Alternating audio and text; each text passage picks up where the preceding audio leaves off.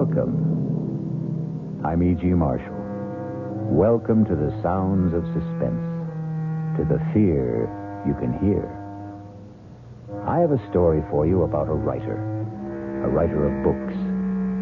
We all know what it is to read a book. We all read, sometimes to learn, sometimes to pass the time, sometimes to experience a life unrelated to our own, and sometimes to surrender ourselves to the fantasies of a person we have never met and will never meet. But what is it to write a book? That's another thing altogether. But what difference does it make? All the difference in the world. Well, it's not as if it were real. It is real. Don't you see that? Well, it's not real life. It is real life. It's a life more real than yours or mine or any life that anyone will ever live. Well, how can you say that? It's just a book.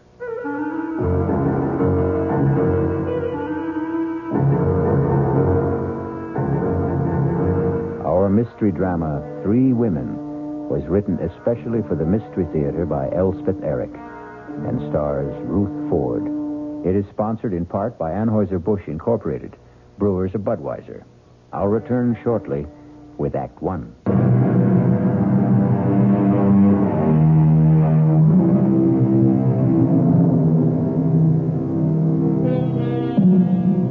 What is a book?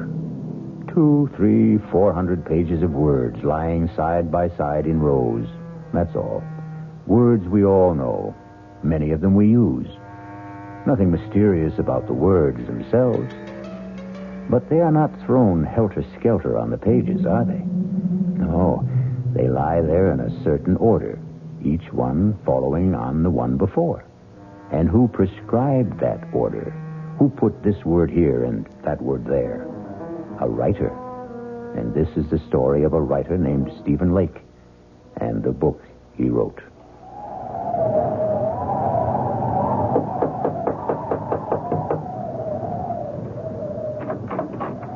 Yes?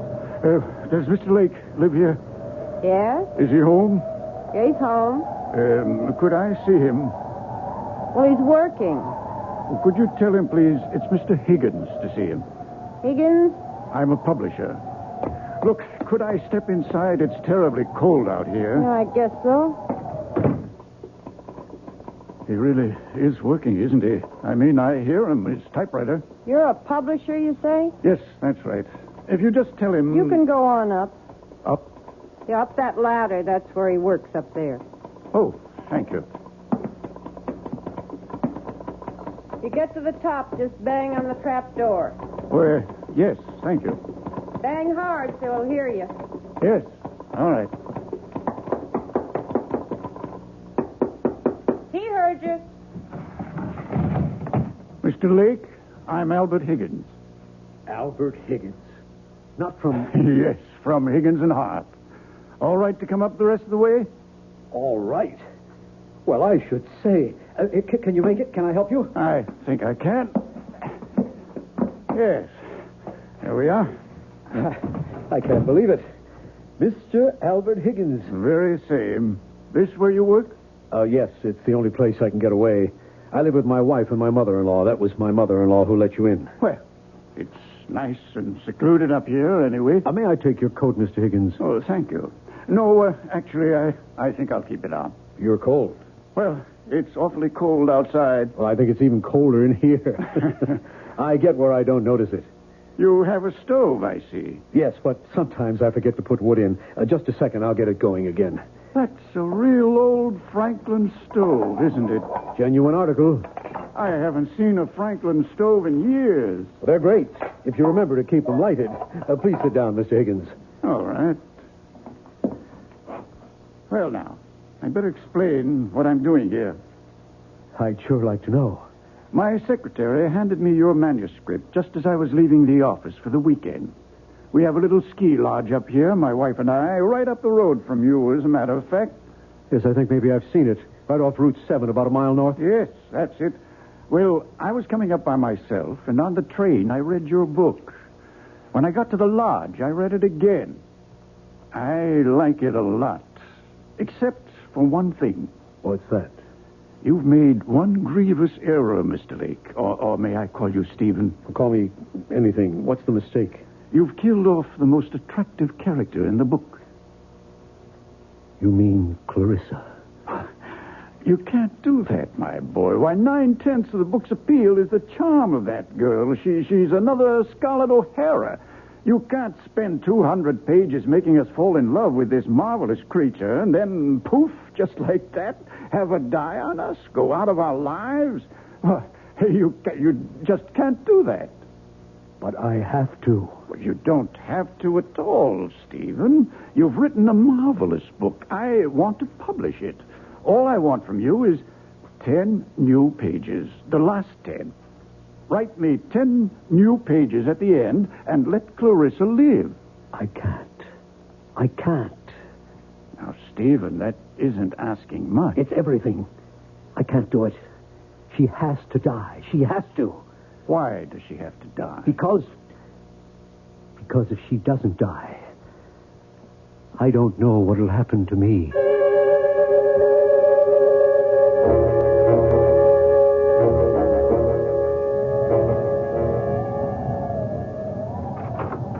Mama? That you, Loretta? It's me. Well, get your boots off. Dinner ready? Just about. If you call Stephen, he gets so wrapped up in his writing. Well, he's not wrapped up now. Listen to him. He's thinking, Mama. He's walking up and down to help him think. Well, he can't be putting words down every single minute. He's been walking up and down like that ever since that man left. What man? Was somebody here? Mr. Higgins. Higgins? Albert Higgins? From Higgins and Hart? I believe he did say he was a publisher. Oh, Mama, it was our last hope. You know, every other publisher turned down Steve's novel, and he sent it to Higgins and Hart. But Mr. Higgins was here? They were up there together for about 15 minutes, and then the great Mr. Higgins came tumbling down the ladder like the devil himself was after him.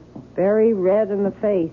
Looked at me like everything was my fault and catapulted out of here. Well, you didn't ask Steve what happened?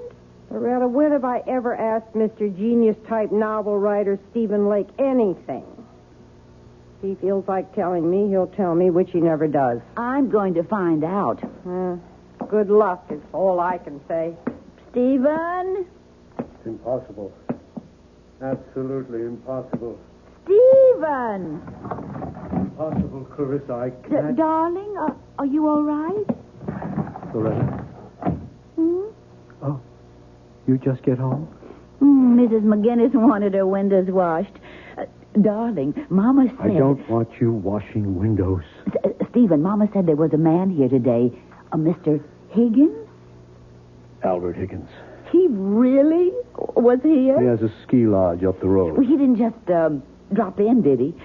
What did he want? He read my book. He wants to publish it.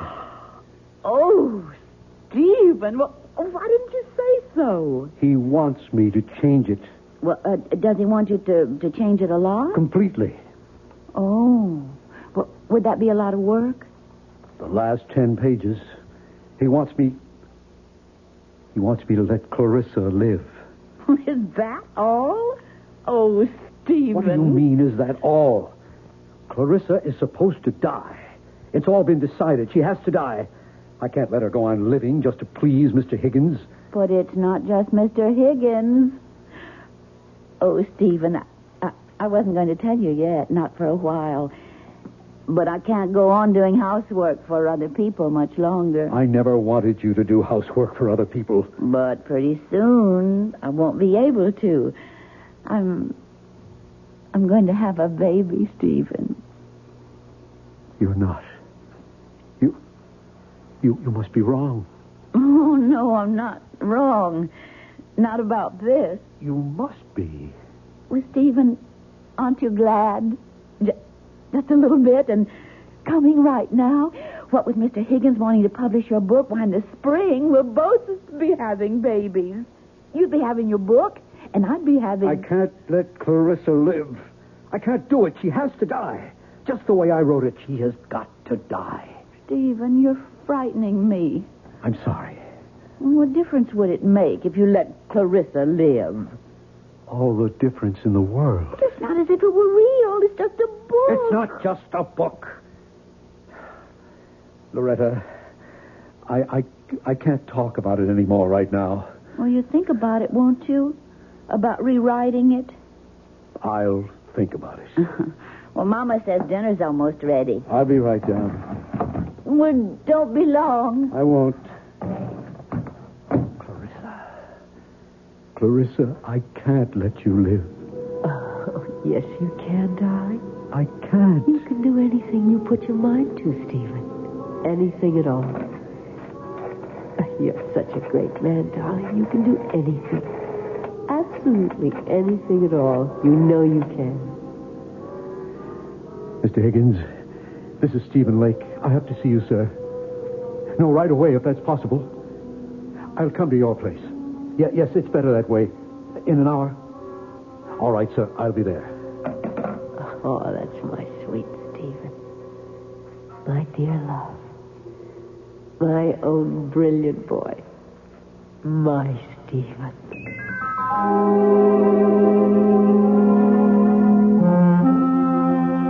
I'm glad you called me, Stephen. I must say I was a trifle perturbed at your outburst this afternoon.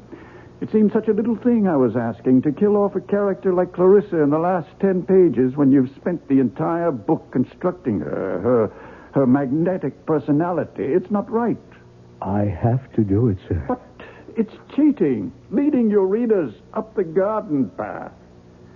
I'll tell you something which perhaps I shouldn't, but anyway, I discussed with my wife the possibility of a sequel to this book, using the same central character. Clarissa? It's a shame to waste a character like that on one book. There should be another, and perhaps another. How can we do that if you kill her off at the end of your first book? Mr. Higgins, I've been writing for 7 years steadily. I've never sold anything. 6 years ago, I got married. My wife, Loretta, has been working as a domestic all these years, and her mother goes out every day to do other people's laundry. I haven't brought in 1 red cent in all that time. But now you will. Lots of red cent. The house we're living in, that's an abandoned one-room schoolhouse.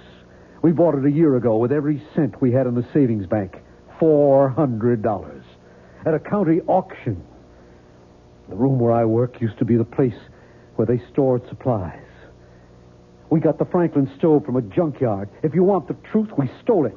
Young risers never have it easy, Stephen. My wife has never complained, never once. She's scrubbed other women's floors. She's washed their dishes and dusted their furniture and scoured their bathtubs and polished their silver. Well, in view of all this, I should think you'd jump at the chance to have your novel published. I do jump at it. I am jumping at it. Only I can't let Clarissa live. She's got to die 10 pages from the end of the book. But that's unreasonable. Don't you think I wanted her to live? Don't you think I kept her alive as long as I could? You think I wanted to kill her? I had to. I can't for the life of me see why. Because I'd fallen in love with her. Oh, come now, Stephen. Deeply, hopelessly, irrevocably in love. Now, my boy, I've been a publisher a long time. I've talked to dozens of authors. They all fall in love with characters they've created. It happens all the time. Clarissa isn't just a character. Well, of course she is. She didn't exist before you created her, did she? She exists now. Good heavens, man. She came out of your mind. She has no life except the one you gave her. Maybe she did come out of my mind, but now she's got a life of her own. Well, in a manner of speaking, of course she has. And I want to prolong that life, Stephen. I predict great success for Clarissa. And for you. You and Clarissa are one, you might say. No, we are not one. We must never be one. I want her dead. And out of my life. On my word, I can't follow you. Mr. Higgins, if Clarissa is allowed to live, I shall desert my wife. Desert your wife? My wife is going to have a baby. Well, then, why on earth would you desert her? Because I love Clarissa. I love her with the kind of love I never knew existed. A love that has more power over me than I have over myself. I can't fight it. I can't escape it.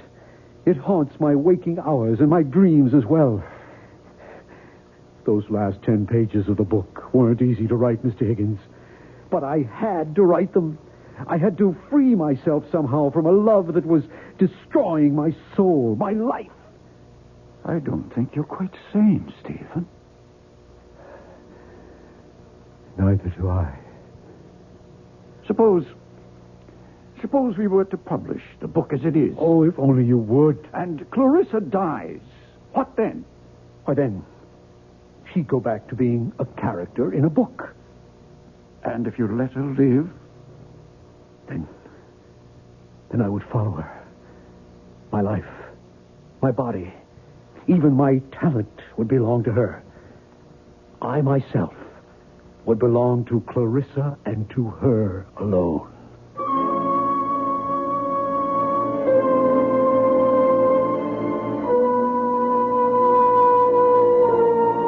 Everybody talks about love, but nobody does anything about it. Now, here for the first time, we have a man who wants to do something. He wants to kill the lady. It may not be the perfect solution, not one to be universally recommended. Still, it's something. We'll be back shortly with Act 2. It was an American writer who said it, and not so long ago. Novelists, whatever else they may be, are also children, talking to children in the dark. Listen with me now to the second act of Three Women. Stephen is talking to Clarissa, a character he created in one of his books, In the Dark. Clarissa, I can't let you go on living. But I want to, Stephen. Of course you want to. We all want to. But I want to so badly, and it's your fault, Stephen. Why is it my fault? Because you gave me such a wonderful life in your book. I enjoy it so much. I can't bear the thought of giving it up. Neither can I. Neither can I. To have had a life like that and then to die 10 pages from the end of the book. I know. When the book is published, you'll be dead. I don't see why, Stephen. I really don't. Because till now it's just been you and me and this room and words on paper. But after the book is published... What will it be then? It'll be something that sells for $7.95. $1.50 in the paperback edition. My goodness, you're counting on a big sale, aren't you? Just hoping. But it won't have a big sale if you kill me off, sweetheart. It might. What was that? Who came in? Probably my mother-in-law. She gets home early to get dinner ready. Will she come up here? I don't think so. She hardly ever does. Oh, then let's talk some more about how much you love me. She is coming up here. Oh, bother. Well, we'll talk some more later. I am not going to let you kill me off, Stephen. It's too cruel. Just a minute. All right, to come up. Of course, Mother. Give me your hand. What a place. How do you stand it? I like it. It's cold, too. Your fire's gone out. You been working? Oh, no, not much. Well, what have you been doing? Figuring something out? Well, trying to. Figuring out what to do with the last 10 pages of your novel? More or less. Stephen, it's not up to me to tell you what to do. Then don't. I don't know one book from another, but this book of yours, it's a novel, isn't it? It's a novel. About made-up people, right? Yes. So what's the difference? You can do what you want with made-up people. They can live as long as you're alive to write about them. True? Is that true? Yes, that's true. So, if Mr. Higgins says you should let this character, this Clarissa, go on living, what's the difference? Let the lady live. Who cares? Also, and I don't mean this as a reproach, we can use the money. Believe me, I know that. So, if a little lady is worth more alive than dead, I say let her live. Yeah. It's not a lot of work. The way I understand it from Loretta, I mean, you don't have to write the whole book over. Just the last 10 pages. Well, what's that?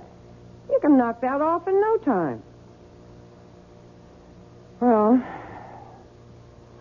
I better be getting on down and get dinner started. It'll be ready in about half an hour. I'll be down.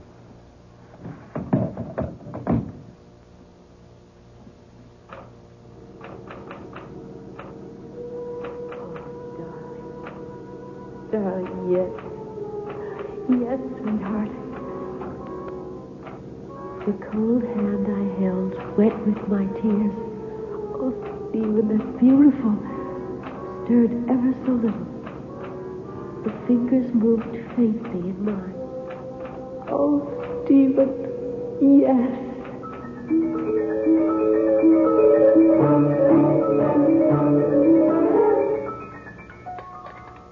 That was a very good dinner, Mother. How would you know? You hardly tasted it. Well, what I did taste was awfully good. Nobody's going to eat any more. I'll clear. Well, let me help, dear. Oh, don't be silly, Mama, and I'll finish up. You go back to work if you want to. Well, all right. I guess I will. Poor Stephen. He looks awful. He hardly eats anything anymore. I had a talk with him today about changing the book. What did you say? I said, what's the difference? Character in a book can be alive or dead. Who cares? Stephen cares. Well, why should he? Oh, Mama. He's a writer. Writers care about these things. It has something to do with, artistic integrity. You think maybe somebody's putting things into Stephen's head? Artistic notions, things like that? Who would do that? Mr. Higgins wants him to change the book. I wasn't thinking of Mr. Higgins. I was thinking of some woman. What woman? I don't know what woman. I don't suppose I should say this, but lots of times I hear him talking up there. Oh, Mama. Steve talks to himself all the time when he's trying to work things out. This isn't talking to himself. This is talking to somebody. There's a big difference. And another thing, that mattress he has up there, it looks to me like there's two people been lying on it. Mama! All right.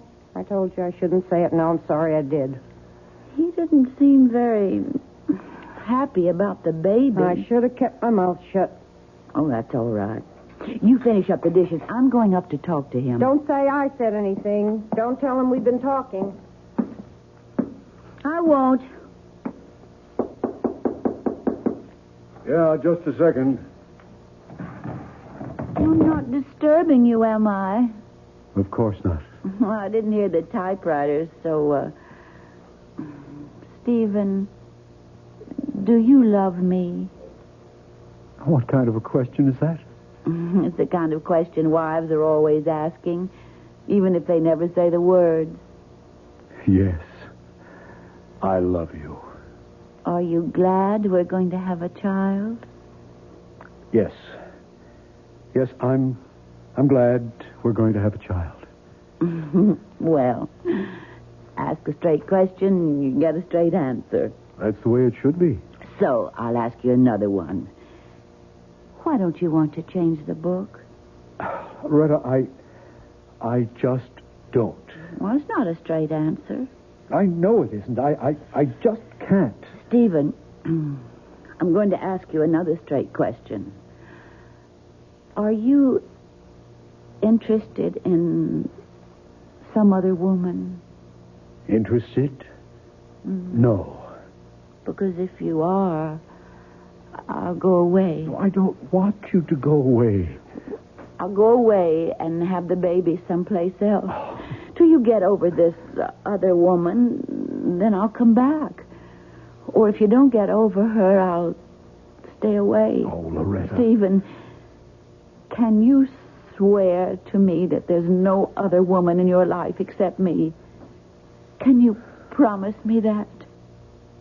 Loretta, I swear to you, I promise you that I love you, that I love you, that I want you for my wife for always, for as long as we live. I guess I'll have to be satisfied with that. It's the truth. All right. I'll let you work now. Oh, I thought she'd never leave. Please, Clarissa, I don't feel like talking to you right now. Why didn't you tell her about me? How could I tell her about you? She wouldn't believe me. Nobody would. Darling, you know what I was thinking while Loretta was going on and on about herself and you and the baby she's going to have? I was thinking, why don't I have a baby? Oh, not in this book, of course, but later on in some other book. I'll have this perfectly gorgeous child who'll have my sweet disposition and your marvelous grace. How about that?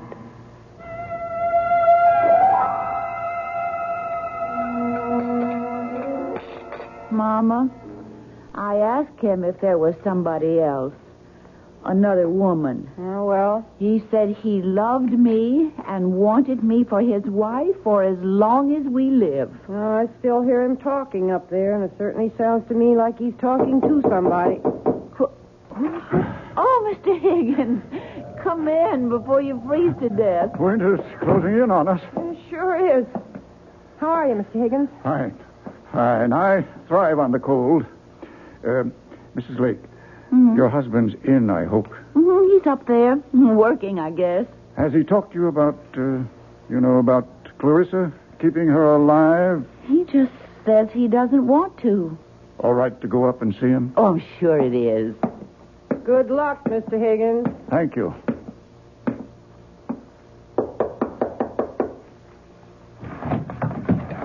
Oh, Mr. Higgins. Okay to talk to you for a few minutes, Stephen? I guess so, sure. I thought I'd like to see how you're getting along. I'm not. You haven't done any work? None at all? Oh, a few pages. They're over there next to the typewriter. Okay to have a look? If you want to. Mr. Higgins, if you're here to talk to me about letting Clarissa live... I most certainly am. I'm not sure I can take it anymore. My mother-in-law's talking to me about it. My wife talks to me about it. Stephen, this is very good so far. And the hardest thing of all is Clarissa talks to me about it. Do you know what she wants now? She wants a baby. My baby. We could probably work in a baby later on. Mr. Higgins, if Clarissa has a baby, am I going to love it more than Loretta's baby? Stephen, these pages are very good. Now write the last couple of pages. I've got to kill her off, Mr. Higgins, and never write about her anymore. Never. Oh, now, Stephen, stop it. Calm down and try to be reasonable. I can't be reasonable. I love my wife, Mr. Higgins. I want to live with my wife and our child. I can't live with her and Clarissa, too. No, Mr. Higgins. Clarissa has to die just the way I wrote it in the first place.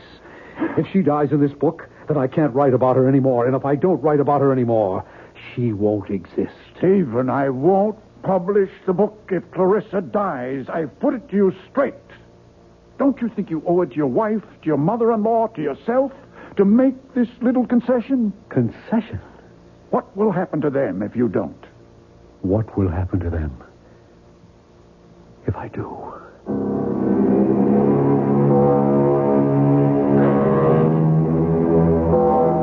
Money is the root of all evil, and killing is certainly evil.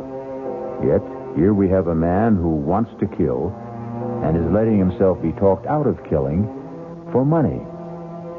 It leaves us with the perplexing question, what is evil? Maybe we'll find out when we return shortly for Act 3. Pity the poor novelist, alone with his thoughts, his visions, his conceits, his fancies, his only solid, substantial companion, his typewriter. Stephen?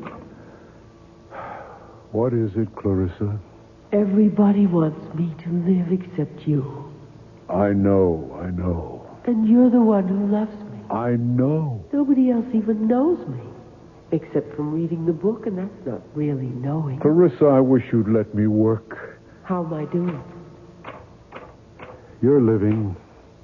Oh, Just barely, but you're living. I thought I was. Because I was feeling so warm and loving about you. I know the only reason you're keeping me alive is for the money.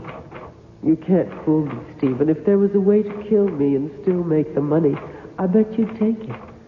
There ought to be a way. Clarissa, you've given me an idea. Oh, it makes me very happy if I've given you something. You've given me everything. It's about time I gave something back to you. Mr. Higgins, Stephen Lake. Yes, I have an idea. I have to talk to you about it right away. Can I come to your house? Well, that's all right. I have snowshoes. I'll be there in, say, half an hour. Thanks, Mr. Higgins. What kind of an idea have you got? Never you mind. I'm coming with you. No, I don't want you tagging along. I want to tag along. Where are my snowshoes? Right there. Now, what's this big idea you have to tell Mr. Higgins? None of your business. Is it about me? As a matter of fact, it is. So then it is my business.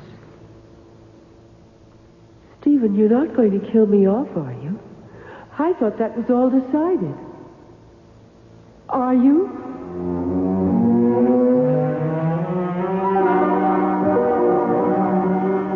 Now, my idea is this, Mr. Higgins. I'll finish up the book just the way you want it. Good. Clarissa stirs and comes to life. Whatever it was she was dying of, she only went into coma, etc., etc. I'll work it out. I'll give you the book in a couple of days, maybe by tomorrow. Good. Then, if you still like it... Oh, I like it. It's yours. Only, I want it in my contract that whatever money the book makes goes to my wife. I want her to get all the proceeds. But it's your book. Well, I just happened to write it, that's all. And writing it, I nearly ruined my wife's happiness and my own. I don't want any money for that. Stephen, it seems to me that you're simply feeling guilty about your feelings for Clarissa. I am. Guilty as hell. And about the other books, the ones after this one. You're not going to tell me you don't want any of that money either. I want somebody else to write those things, not me. You're joking. Mr. Higgins, I've got to get Clarissa out of my head. And the only way to do that is to put her into somebody else's head. Let somebody else keep her alive, not me. Well, I suppose we could find a ghostwriter, but at least let me have those last 10 pages with Clarissa alive. Mr. Higgins, you'll have them.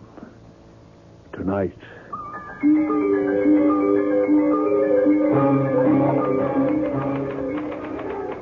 My, you are busy, aren't you? Very.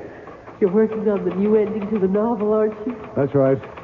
And I get to live and live and live and live. Clarissa, it's cold in here. Why don't you do something useful, like putting some wood in the stove?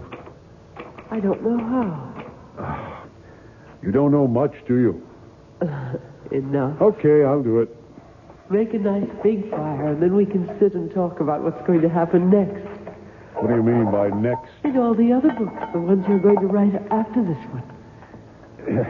Now blow on this fire, will you? Oh. At least you can do that. Okay. Go on, tell me about the other books. I don't know anything about the other books. Would you like to hear some of my ideas? Not really. Well, that's enough. You can stop blowing. It's caught fire. That feels good. I think the next novel ought to be in Venice. Clarissa, I have made a deal with Mr. Higgins. When I finish these 10 pages, thereby keeping you alive, I shall turn them over to him to replace the original 10. And then I shall write no more books. Well, No more books about you, anyway. But Mr. Higgins thinks I'm wonderful. He wants lots of books about me. He's going to get lots of books about you, but they won't be written by me. But who'll write them? A ghost. A ghost? I don't want to be written by a ghost.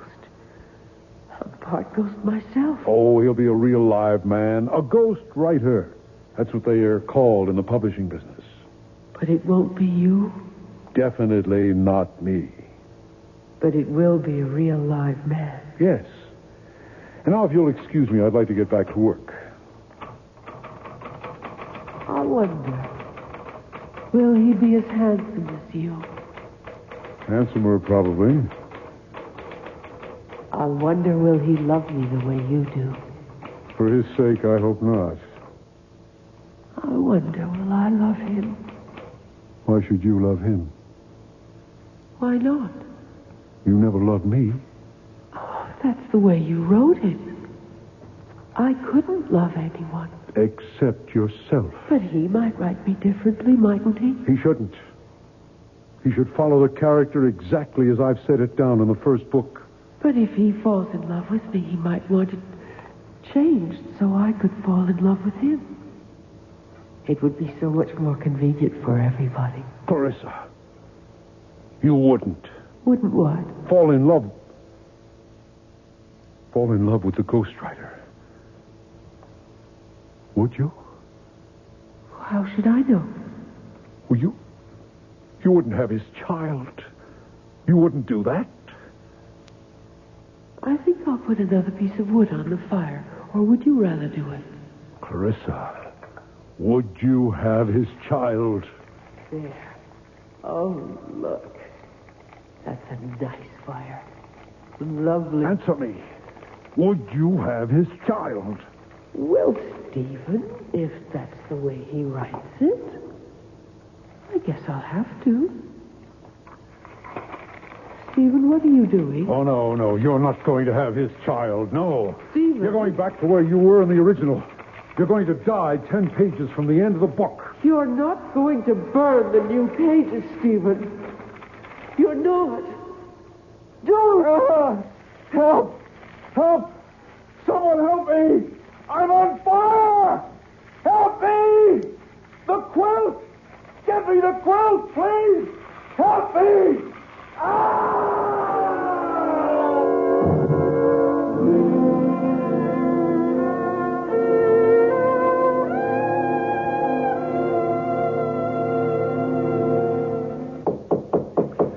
I'll get it, Mama. Mrs. Lake. Mr. Higgins. It's Mr. Higgins, Mama. Oh. I haven't seen you since the funeral, Mr. Higgins. Thank you for the beautiful flowers. May I come in for a minute? Why, of course. Come in. Would you, like a cup of tea, Mr. Higgins? I was just about to put the kettle on. Thank you, no, Mrs. Lake. I haven't wanted to intrude before this on your grief. Such a terrible accident. Mama and I can't figure out how it happened. You know, Stephen knew that Franklin stove so well. He'd used it for years. And then... It was like it sort of blew up in his face. Mrs. Lake, he was working on the new ending for the novel when it happened. At least I think he was. Well, I don't know for sure, Mr. Higgins. He promised me I'd have the new pages that same night. He acted as though he couldn't wait to get started. Oh, then I imagine that's what he was doing. Mrs. Lake, would you mind if I'm not intruding? Could I go up and take a look? You see, if I can find them, I can just substitute them for the original last 10 pages, and we can go right to work. I think we might be able to publish the book this spring. Why, that would be wonderful. At least you'd have a little money coming in. Stephen would have liked that. So, is it all right if I take a look? Why, surely. You don't mind if I don't go up there with you? I haven't wanted to somehow since the fire. No, that's quite all right. I'll go up by myself. Trapdoor's not locked, Mr. Higgins. Make it all right? Yes. Thank you. Fine. Oh, I suppose I should have cleaned up that place, but I just couldn't. No hurry. When the time comes, I'll do it. Never entered my head to look for those 10 pages. No, never mind. Mama, if he finds the pages and publishes the book, and if it's a success, that'll be nice, won't it? Mrs. Lake. What is it, Mr. Higgins? You found them? I found something. I found these 10 pages. Oh, thank the good Lord. All neatly stacked beside his typewriter. Oh, I'm so glad, Mr. Higgins. Glad. Have you read them? Why, no. Well, listen. Lovely, gorgeous Clarissa lifted her beautiful head. She wasn't dead after all. Well?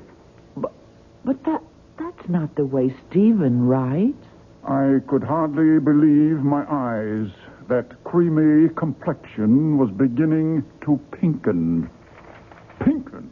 There's no such word as pinken. My adorable sweetheart had only fainted and wasn't dead at all. My goodness, but I was happy.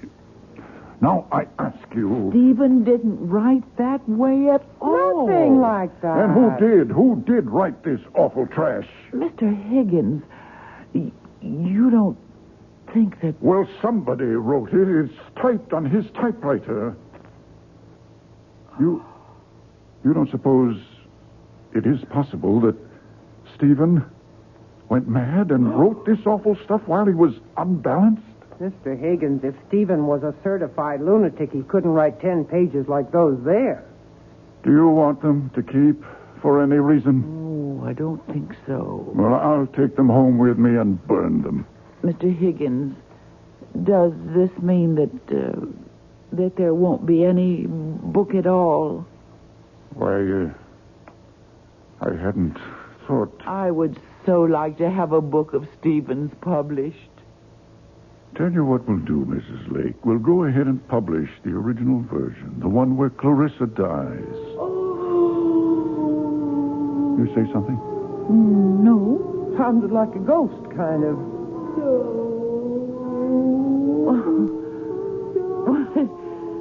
It really does sound like a ghost. Must be the wind. Huh. Well, I'll be getting along. And don't you worry, you two. There'll be a little money coming in. It's still a good novel, even with Clarissa dying. Too bad, though. I'd hoped Clarissa would have a long and happy life, but such is fate.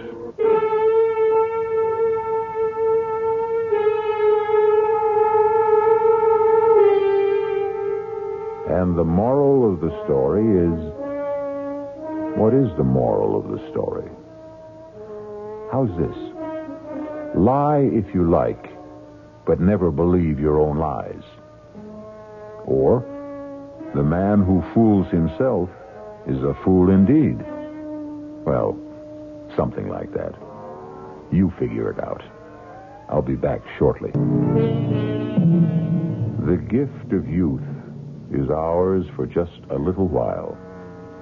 Fame is capricious, and money slips through our fingers. Health is a godsend, subject to recall. Even the benison of love can elude us, or it can wither in our hearts. But the blessings of imagination, they belong to us forever and ever. Our cast included Ruth Ford, George Petrie, Elspeth Eric, Joan Loring, and Roger DeCoven. The entire production was under the direction of Himan Brown.